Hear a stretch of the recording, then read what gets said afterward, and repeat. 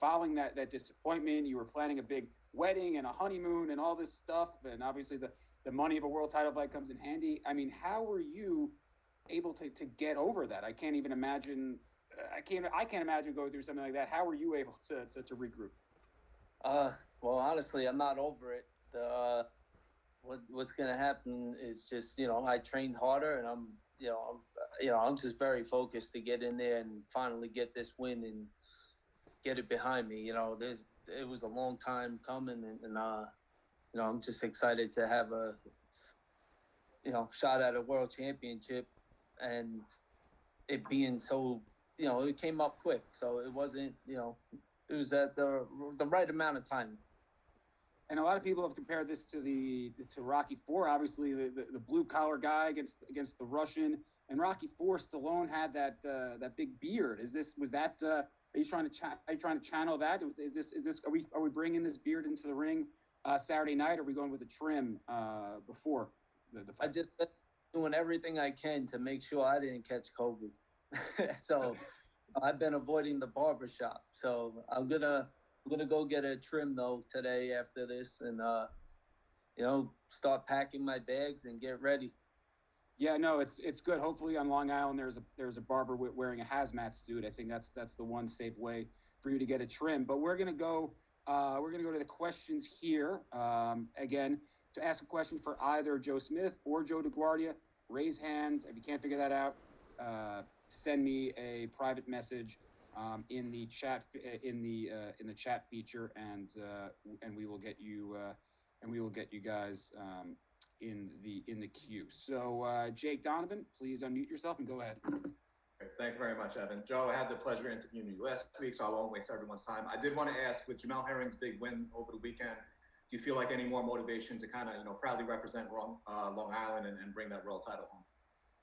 Yeah, man, I'm really gonna get out there and give it 100%, and I hope to bring that world title home and put on a great show like Jamel Herring did. Okay, great. And then for Joe DeGuardia, I have a question. I actually just posed this on Twitter. I said if Joe wins on Saturday, Joe fights Artur Beterbiev and Jamel Herring fights Oscar Valdez at the old Nassau Coliseum, NYCB Live. What do you think about those plans? Well, look, they're great plans, and love to see it in Long Island. But right now, we got to stay focused on Saturday. We don't know how Nassau is going to be with COVID and everything, and open up the fans. But certainly, that would sell out for sure. Absolutely. Thanks so much, Joe Smith. Best of luck this weekend. Thank you, Jake. Appreciate that. We're going to go back to the chat queue with John D. John D, please unmute yourself. Hey Joe, considering Maxim's been inactive for approximately 18 months, how do you think that will fare in the fight? Do you think that will give you more of an advantage on Saturday night? Although he hasn't been active, on television or in the ring, I'm sure he's been training and preparing, for his next fight. So, I'm expecting the best of him, and, I trained my best to put on a great show and be well prepared for this. And, I plan on bringing that belt home and taking away all his plan that he has in mind. Good stuff. And fighting on home soil as well, 800 fans, surely that will give you a bit more of a boost as well. Oh, yeah, definitely. It'll be nice hearing some fans cheering out in the crowd for us. And, I know as well everyone's going to be watching at home, and it's just motivation to put on a great show for everyone. I love, impressing people and making them, giving them something to look forward to.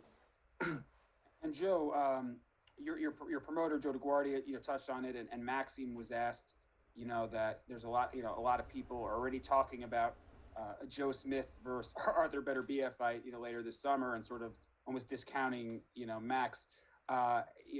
You're a humble sort of guy, but how do you sort of avoid letting those talks seep into your preparation and what you're planning to do? Because all the boxing fans are saying Smith versus Beterbiev. Give it to me next. But as I said, you got a job at hand to do Saturday night.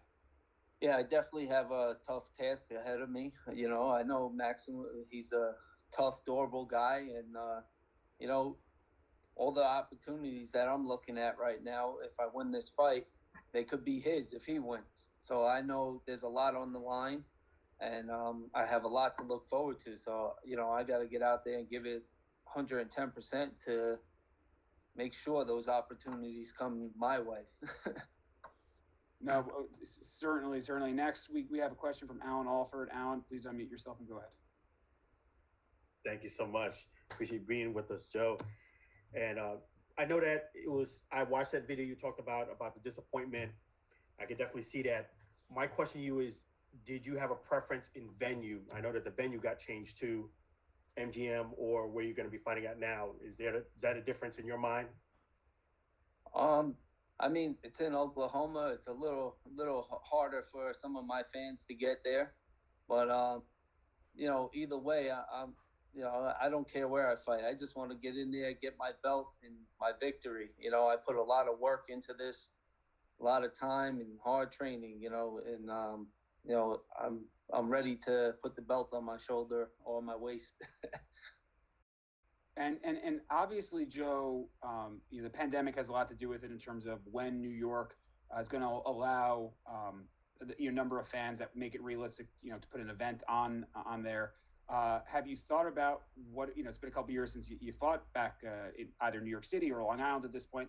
Have you thought about what it's going to be like for you and for those devoted fans you have to come see you again in New York when the time is right? Oh, it's going to be amazing because I'm going to have a world championship on my shoulder. I'll be defending the belt or either unifying against Beterbiev or someone else. Who knows? But, it's a great feeling knowing that things are opening back up, and I'll hopefully be able to put on a great show here on Long Island. You mentioned Long Island. It's it's pretty big plot of land, but not many world champions have come from there. Obviously, it's Buddy McGirt, Chris Algieri, Jamel Herring, and I know I'm forgetting one, so my apologies. But and is there anybody in particular from your neck of the woods that you look up to from Long Island that is sort of your boxing hero, so to speak, for lack of a better term? I mean, I look up to any fighter who gets in there and, gives it 100% and, dedicates themselves to the sport. It's a tough sport to, it's very tough to handle this and fight at this level, championship level. Okay, we've got a couple more questions in the queue. I'm gonna take a chance here because this person logged in as iPhone. So I'm just gonna take a chance here and see who this is. So whoever is locked in as an iPhone, next time make sure you put your actual name on the thing so I know who is going to be asking the question. So iPhone, identify yourself and ask your question when ready. You are unmuted, iPhone. And now the iPhone guy can't even identify himself, and B, iPhone, who is this? It's Luis Cortez, man. I thought it came up. I apologize. Cortez, you've earned a 6-month banishment from all calls. So, so make this question to Joe Smith a good one. All right. I'll try. How you doing, Joe? Doing great. Great. So my question is, after the delay, I know fighters are coming into fight week ready to peak on fight night. Everybody's talked about the mental aspect of what were you doing physically since everything got postponed, just to make sure that coming into this week now, you didn't overtrain, you didn't overextend yourself, and you're going to be able to have that peak performance that you need. Yeah, I mean, it was tough balancing everything out, but I feel I'm going to peak at the right time. After I found out I wasn't fighting, I took the week off. I had my wedding, enjoyed my wedding, and then jumped right back into it. I worked out hard for the last couple of weeks, and then the last week I just been maintaining and sharpening up all my skills. But did you see when you got back into actually sparring and having preparing yourself for the live bullets coming up on Saturday. Did you see that you actually were able to just glide back into the grind of it and the process since you were already so prepared? Yeah, definitely. I mean, I didn't really take much time off. You know, I got right back to it. Wedding that following week, and I was sparring the following week.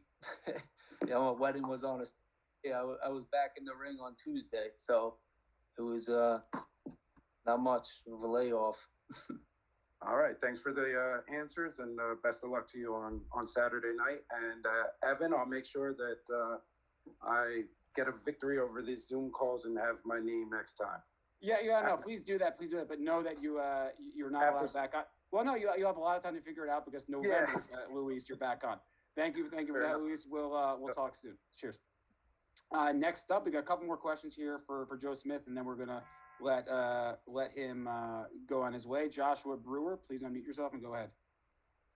Hello, Joe. So I had a question regarding, say you pick up this title, not to look past your opponent or anything, Maxim here, who will be a challenge, but is two things. Is unification your ultimate goal?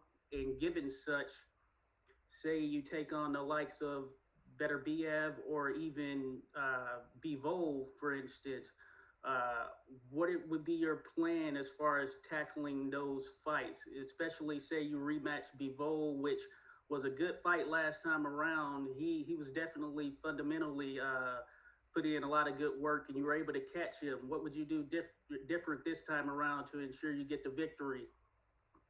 You know, got the another shot at Bivol. You know, I think it'd definitely be a lot different this time around. I got a lot more experience, and you know, when the first time I fought him, I was just looking for one big punch, and now I'm putting combinations together. I'm moving better, and you know, I believe it's going to be a totally different fight. I mean, I got lucky and landed one good shot, you know, and I really hurt him there. So this time around, if I can land a few shots, what's going to happen? Thank you for that. Next, we have Eric Alexander. Eric, please unmute yourself and go ahead. Hey, Joe, how you doing? What does it mean to you to have the capability, the chance to win a world title in front of a crowd in a time where a lot of people are fighting inside of bubbles? You get the chance to fight even though it's a small crowd, you still get the chance to fight in front of a live audience. Does that have a special meaning to you? Yeah, it's nice to have a few fans there and, you know, crowd. But it would have been a little different, you know, fighting in front of a sold out arena for a world championship. But I know everyone's watching around the world on ESPN, ESPN Plus, and, you know, I'm just looking forward to making my dream come true and becoming a world champion. Thank you for that. And, you know, Joe, you've had multiple world champions in your stable before Joe DeGuardia. What personally, what would this mean for you, given the journey you've been on with Joe Smith, for it to culminate Saturday night with the WBO world title? Oh, it'd be thrilling. I mean, Joe's been great to work with. He's always, you know, that common man moniker, but really, you know, he's a warrior deep down, and he's so thrilling and exciting to watch. And some of my most exciting fights have been watching Joe.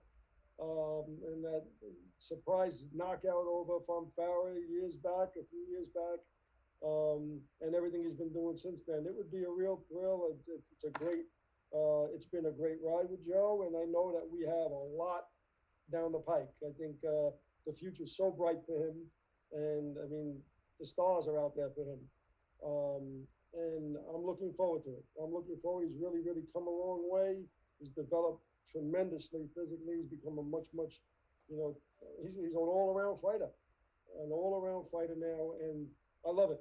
So it would be very, very rewarding, and I can't wait till Saturday night. I just love watching him fight. And I think Joe DeGuardia speaks for, obviously bias here, you know, working for Top Rank, but I think speaks for all boxing fans and media when, you know, we're talking about loving to watch Joe Smith Jr. fight. Joe, your fight, you know, you're head for Tulsa in a day or so. Your final thoughts, anything you'd like to relay to the fans, the media, to those that have been watching you for so long? Man, I just want to, I want to thank everybody who's going to be tuning in, and I'm going to get it out there and give it 110%. To put on a great show for all my fans and family, friends, all the boxing fans. I plan on bringing that world title back home, and looking very good doing it.